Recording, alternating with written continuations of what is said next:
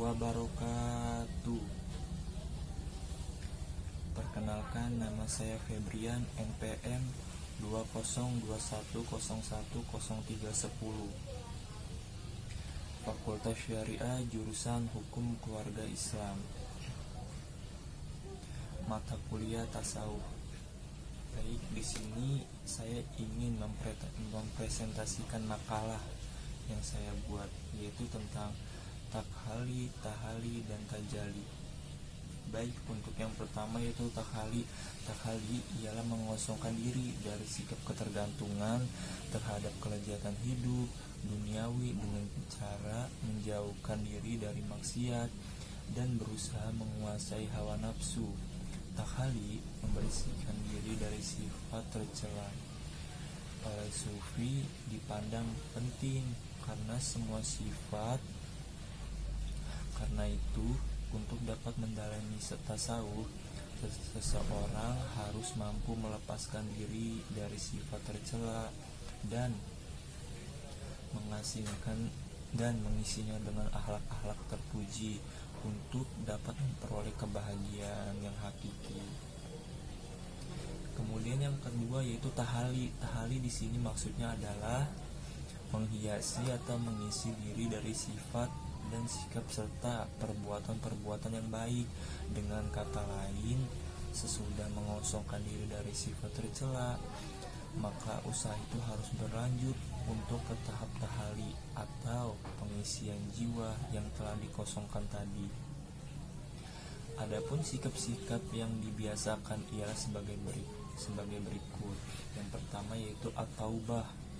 Dari Al-Ghazali mengklasifikasikan tobat kepada 3 tingkatan, yaitu meninggalkan kejahatan dalam segala bentuknya dan beralih kepada kebaikan dan takut akan siksa Allah.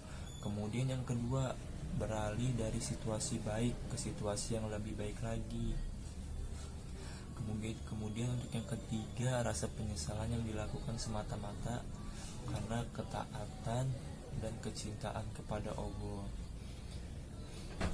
Yang kedua, cemas dan harap. Dengan adanya rasa takut akan menjadi pendorong bagi seseorang untuk meningkatkan pengabdiannya dengan harapan ampunan dan anugerah dari Allah. Kemudian yang ketiga yaitu juhud. Juhud ialah melepaskan diri dari kehidupan duniawi dan mengutamakan kehidupan akhirat. Yang keempat, al-faqr, yang bisa disebut dengan yaitu dia puas dan bahagia dengan yang ia miliki. Kemudian yang kelima yaitu tentang asyairu, yaitu Al-Ghazali membedakan sabar ke dalam beberapa nama, yaitu ifah, yaitu ketentuan terhadap hawa nafsu perut dan seksual. Kemudian yang kedua yaitu hilm, yaitu kesanggupan menguasai diri agar tidak lemah. Kemudian yang ketiga yaitu tajali. Tajali dapat dikatakan terungkapnya nur gaib untuk hati. Rasulullah SAW bersabda, ada saat-saat tiba karunia dari Tuhanmu, maka sikapkanlah diri itu untuk itu. Oleh karena itu, setiap calon sufi mengadakan latihan jiwa untuk kita selalu riyadhah, berusaha untuk membersihkan dirinya dari sifat-sifat tercela, mengosongkan hati dari sifat yang keji ataupun dari hal-hal duniawi, lalu mengisinya dengan sifat-sifat terpuji seperti beribadah kepada Allah, berzikir, menghindari diri dari hal-hal yang dapat mengurangi kesucian seluruh jiwa hati semata-mata hanya untuk memperoleh tajali, yaitu menerima pancaran dari Allah Subhanahu wa Ta'ala. Apabila Tuhan telah menembus hal itu dengan nurnya, maka berlimpahlah rahmat dari Allah dan karunia-Nya. Pada tingkatan ini hamba akan bercahaya terang benderang dadanya Adapun untuk memperluas masalah atau memperdalam rasa cinta kepada Allah dapat dilakukan dengan cara yaitu kita bermunajat kepada Allah, muhasabah. Kemudian yang ketiga, memperbanyak wirid dan zikir. Yang keempat yaitu tafakur. Kemudian yang terakhir yaitu zikrul maut, yaitu mengingat kepada Allah akan kematian.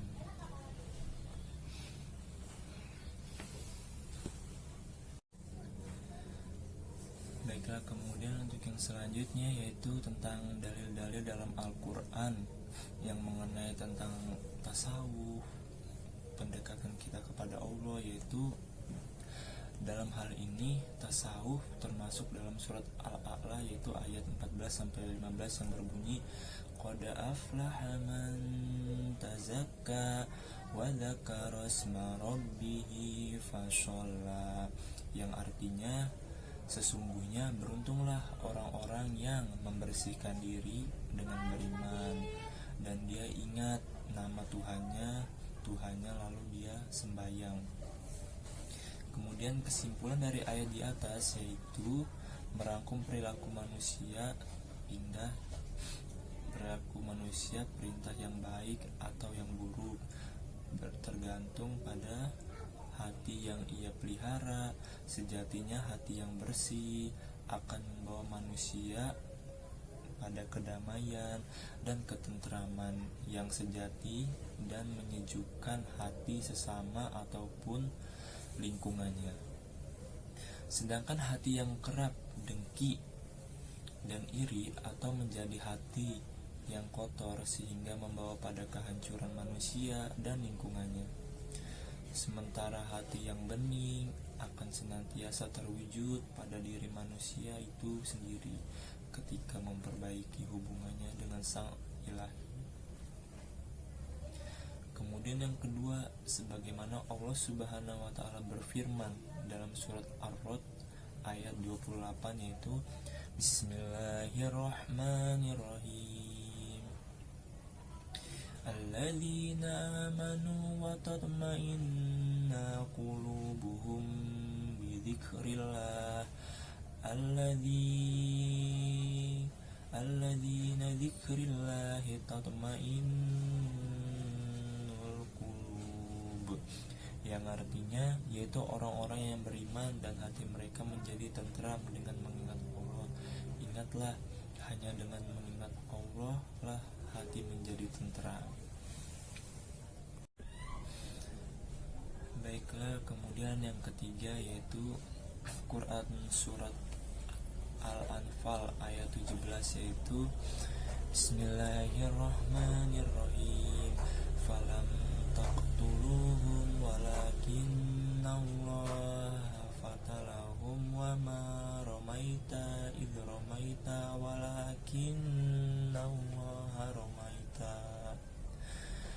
wa liyubliyal mu'minina minhu bala'u hasanan innallaha sami'un alim, yang artinya maka yang sebenarnya itu bukan kamu yang membunuh mereka, akan tetapi Allah lah yang membunuh mereka, dan bukan kamulah yang melempar ketika kamu melempar, tetapi Allah lah yang melempar.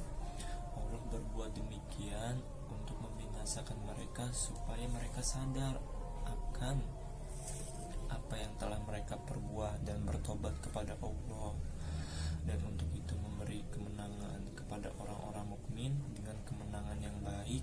Sesungguhnya Allah Maha mendengar lagi Maha mengetahui. Baiklah, mungkin sekian dari saya, lebih kurangnya mohon maaf apabila ada kata-kata atau penyampaian ayat dan perkataan saya yang kurang jelas. Saya mohon maaf. Sekian dari saya, lebih kurangnya mohon maaf. Wallahu muwaffiq ila aqwamit thoriq. Wassalamualaikum warahmatullahi wabarakatuh.